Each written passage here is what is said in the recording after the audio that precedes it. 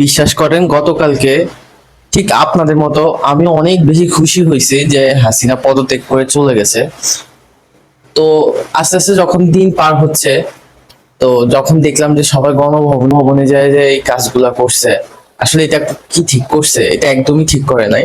ঠিক আছে, আপনারা গণভবনে গেছেন, কখনো যদি না যেয়ে থাকেন অবশ্য গণভবনে যান, দেখেন ওইখানে কি ছিল, কি করলো, সবকিছু দেখেন।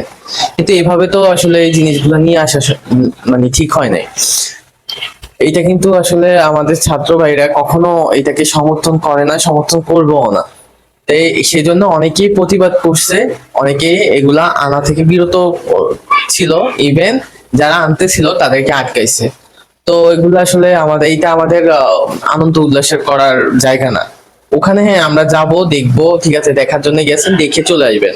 ওখানে ওইটা সেটা নষ্ট করা, এটা সেটা নিয়ে আসা, এটা কিন্তু আসলে ঠিক হয় নাই। আর আহ, আনন্দ উল্লাস করতেছেন এদিক দিয়ে, কিন্তু অন্য দিক দিয়ে কিন্তু অনেক ক্ষয়ক্ষতি করে ফেলতেছে।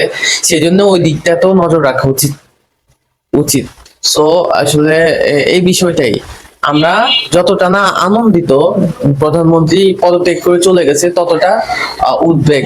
কারণ এই যে জায়গায় জায়গায় এই হানাহানি শুরু হয়ে গেছে, তো এগুলোর প্রতি আমাদের নজর রাখতে হবে, সোচ্চার হতে হবে আরো। এখন আন্দোলন শেষ হয়ে যায় নাই। এখন আমাদের নতুন সরকার আসা পর্যন্ত আমাদেরকে ওয়েট করতে হবে, শান্ত থাকতে হবে। আশেপাশে আমাদের কি হচ্ছে না হচ্ছে এগুলো দেখতে হবে। এভাবে আনন্দ উল্লাসে মগ্ন হয়ে আমাদের চারপাশের কথা ভুলে গেলে হবে না।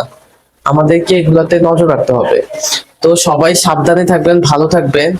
আর নিজের আশেপাশে কি হচ্ছে না হচ্ছে এগুলো একটু দেখবেন। আনন্দের বশে আমরা অনেক কিছুই ভুলে যাই যে আমাদের আশেপাশে অনেক বাজে কিছু ঘটে যাচ্ছে। তো কারো যাতে কোনো ক্ষতি না হয় সেটাও দেখতে হবে। সবাই ভালো থাকবেন। আসসালামু আলাইকুম।